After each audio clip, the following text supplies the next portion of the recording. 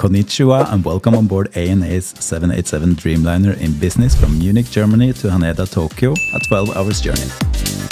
Is ANA as good as the Skytrack rating says? Well, today we are going to find out. We're going full Japanese and trying all the local foods and checking out their somewhat dated business class cabin. With a retail price of a whopping $5,000, it has to be good, right? Stick to the end to find out how much I actually paid for this trip. Let's start our journey in Oslo, Norway.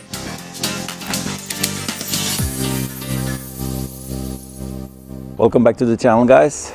Today we're going to fly ANA business class from Munich to Haneda. Currently in an airport hotel at Oslo Airport. Going to fly Oslo-Munich in Lufthansa business. Going to be a short hop. Why am I in an airport hotel, you ask? Well, we gave up our business class seats from Oslo to Brussels yesterday because of an overbooked flight. We got a compensation and an airport hotel, so some good karma points as well. So let's check in and explore ANA business class.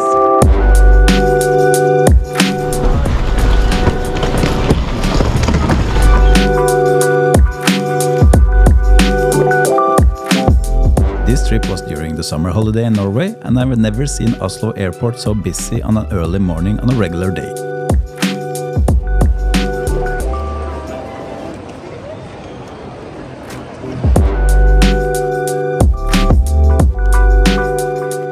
Well, we managed to finally check in. I'd never seen that many people at Oslo Airport before. It was queue everywhere.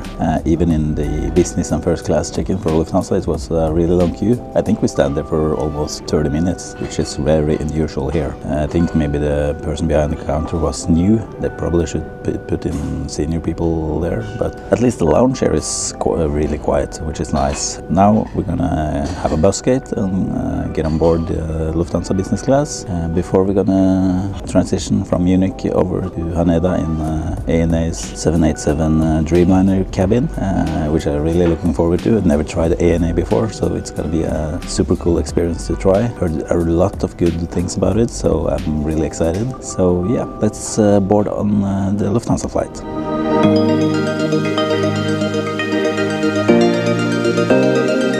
The Lufthansa flight was smooth and we landed in Munich ahead of schedule. After a brief walk and a train ride, we arrived at the gate. And there she is, the 787-9 Dreamliner. That is our flight.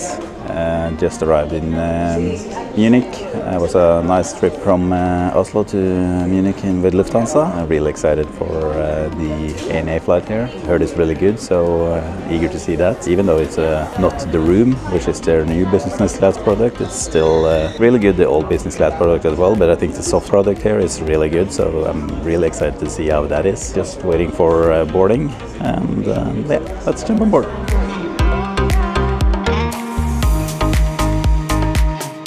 All business class passengers and Star Alliance Gold members are assigned to boarding group 2 with ANA, while first class and diamond members of ANA's loyalty program are in group 1. While we wait by the gate, let's take a look at the seat map of this Dreamliner flight. This flight features a 3-class configuration: economy, premium economy and business. Economy has 146 seats arranged in a 3-3-3 layout, offering slightly better pitch compared to other carriers. Premium economy consists of 21 seats in a 2-3-2 layout, providing more space and comfort. In business class, there are 48 seats configured in a 1-2-1 arrangement, and the cabin is divided into 2 zones, front and back, separated by the galley. For this trip, I selected the window seat 11K.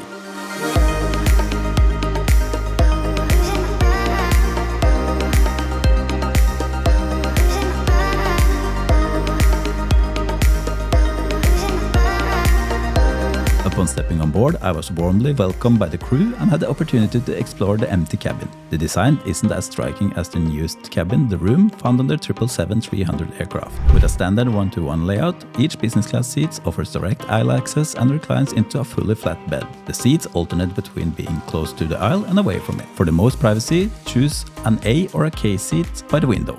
At my seat, I found headphones, slippers, a blanket, a pillow, and a mattress topper, which we will look at later. ANA also offers pajamas for rental, so I asked for them as soon as I boarded. The set includes a shirt, trousers, and even a slipper cardigan. More on this later. Once I settled into my seat, the crew began handing out pre-departure drinks.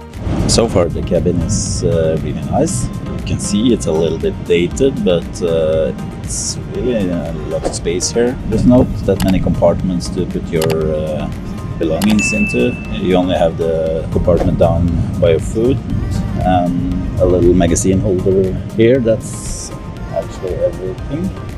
But you have overhead bins. It's not going to be a problem, but now we just got a pre-departure drink. Lovely champagne. A little bit disappointed that they serve it in plastic, but yeah, that's me just being a little spoiled brat. So yeah, so far so good.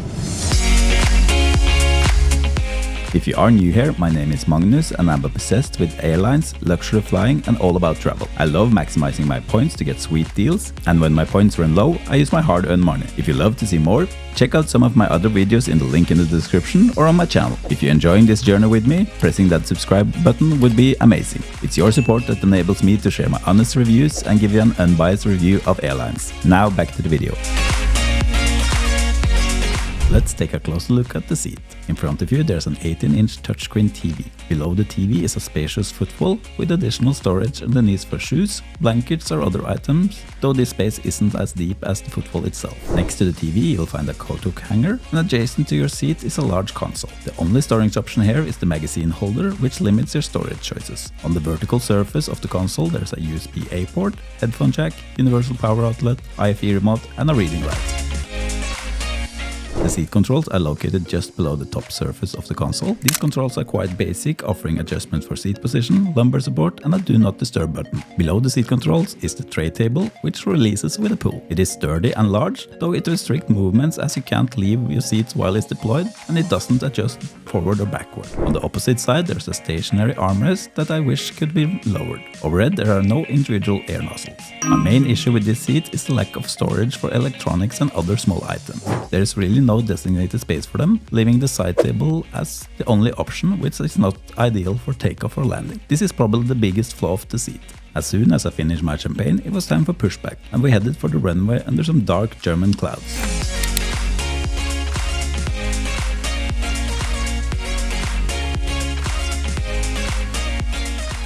Today's flight will cover a distance of 5,816 miles and take approximately 12 hours. We will depart at noon local time in Munich and arrive early next morning local time in Tokyo.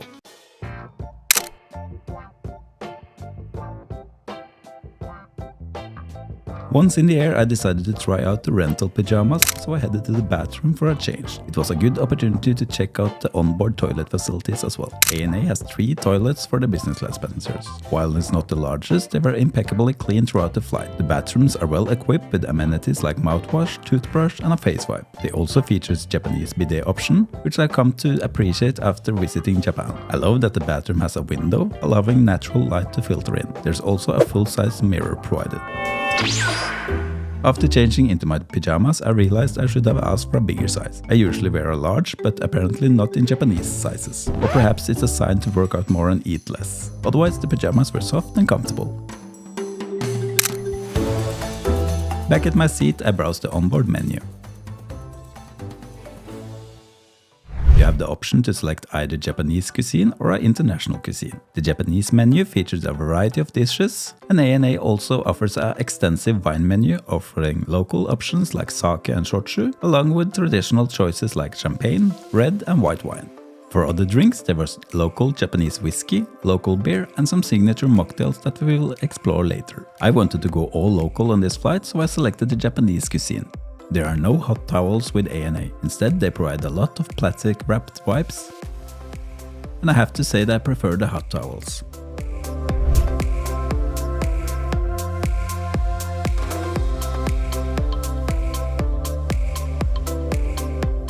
The food service began with an amuse-bouche of orzo salad with Brussels sprout, which was a tasty and a good start to the meal.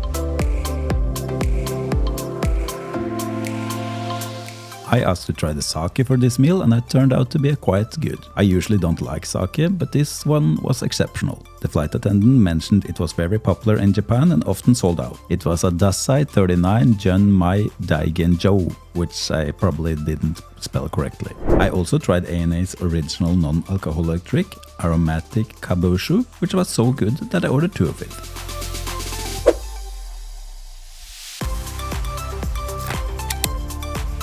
For the first course there was a sensai, a selection of small dishes on a tray, and it included king crab meat with mascarpone, avocado and citrus jelly, smoked salmon and lotus root roll, roast beef teriyaki with sesame, stir-fried paprika and dried young sardines with salty soy sauce.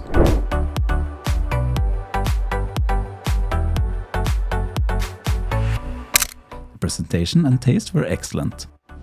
Just had the first course, Japanese course, really good, so much taste, I really enjoyed it. The presentation was super nice, even though I didn't know what I was eating, it was super nice, so I'm looking forward for the next courses. Next came the kobachi, a small side dish of marinated spinach in a yuba soy-based sauce. For the main dish, or susai, I had the simmered salmon in a soy-based sauce served with steamed rice, miso soup and Japanese pickles. Finally, for dessert, it was a tiramisu, a lovely meal overall.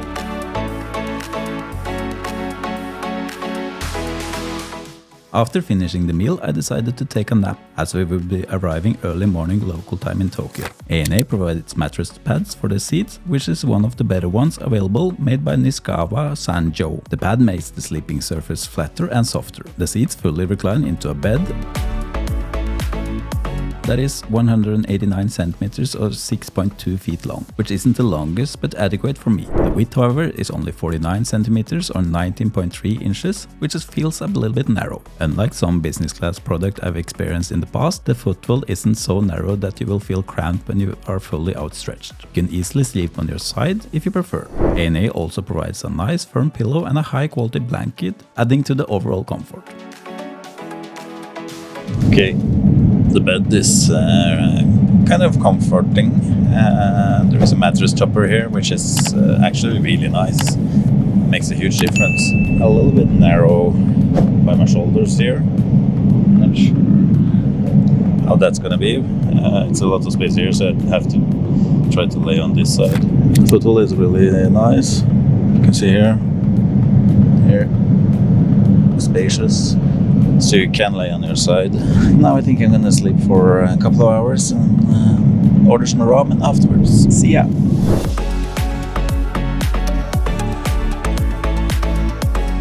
After sleeping for around 4 hours, I felt a little bit peckish and decided to try the ramen noodles, which I've heard were good. The crew quickly delivered them and the taste did not disappoint. While it may not rival the ramen you will find in the streets of Japan, it was flavorful with a nice salty taste. After the ramen, I decided to try the in-flight Wi-Fi. Note that ANA does not provide free Wi-Fi to its business class passengers. There are 3 different packages available. A 30-minute package for $695, a 3-hour package for $1695, and a full flight package for $2195. None of these packages have speed restriction, and I opted for the full flight package and achieved a good download speed of 17.5 megabits per second, which is quite decent and suitable for streaming. However, be aware that these plans are only valid on one device. I just want to share some super important thing, especially if you're like me and finding yourself traveling often, whether it's for work, adventure or just a quick weekend getaway. One thing we all rely on is public Wi-Fi. But here's the thing. Connecting to an unsecured network can be a big risk for your data. That's why I use a VPN. A virtual private network, or VPN for short, is an app that hides your IP address and safeguards your internet connection through an encrypted tunnel. This way it shields your digital life from the eyes of those that are looking to exploit your private information. That's why I'm so excited to have Private Internet Access, or PIA, as sponsor of today's video. With PIA you can browse the web securely, even on those sketchy Wi-Fi networks you will find at airport, cafes or hotels. And here's the best part. If you use my special link in the description below, you will get an 83% discount on PIA, and that's just $2.03 per month. And as a bonus, PIA will give you 4 extra months completely free. An incredible deal, and trust me, your data security is worth every penny. With PIA, not only is your connection encrypted, but you also get access to thousands of servers in over 80 countries. This means you can securely browse, stream and access content anywhere from in the world, without worrying about anyone snooping on your activities. PIA takes your privacy seriously, and they don't log your activity, so you can browse with confidence. Plus, you can protect all your devices at once, whether it's a smartphone, laptop, tablet or even your router. So if you're traveling as much as I do, or just want to keep your online activities secure wherever you go, Don't miss out on this fantastic offer. Click the link in the description to get started with private internet access today and lock in that massive 83% discount. Now back to the video. The interface on the in-flight entertainment system is a bit clunky and outdated, but works without being too slow. The selection of new released and Hollywood movies is somewhat limited, but they do offer live TV and various TV episodes, though not full seasons. There's also a good amount of Japanese programs available. However, there's not much of a wow factor here for ANA. For example, Emirates and Lufthansa offers a much better IFE experience. Around 3 hours before landing, the crew started to prepare for breakfast. Another round of towels wrapped in paper was handed out before they came out with drinks. I opted for a coffee and a Pepsi, and of course the Japanese cuisine, which was called washuku. Everything was served on one tray and consisted of kobachi with steamed chicken and vegetable with corn sauce. For the main course it was a sushi with grilled halibut in soy sauce based sauce, served with steamed rice. Naturally it included some miso soup and some Japanese pickles. To finish it off, the crew served a delicious vanilla ice cream.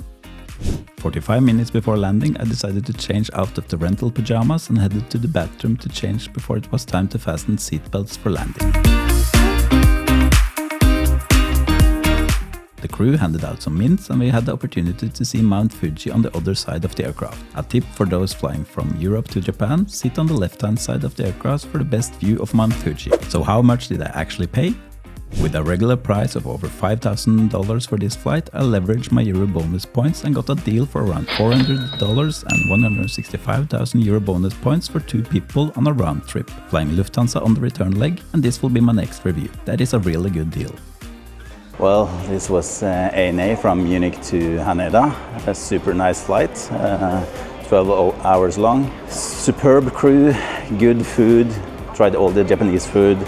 Really liked it. Even though the cabin was a little bit dated, it was no problem at all. Even the only thing that I might complain about is the shoulder width, but I slept for 4 hours and actually completely rested. So it's early in the morning in Tokyo now, so we're gonna explore Tokyo, and until next time, have a safe flight.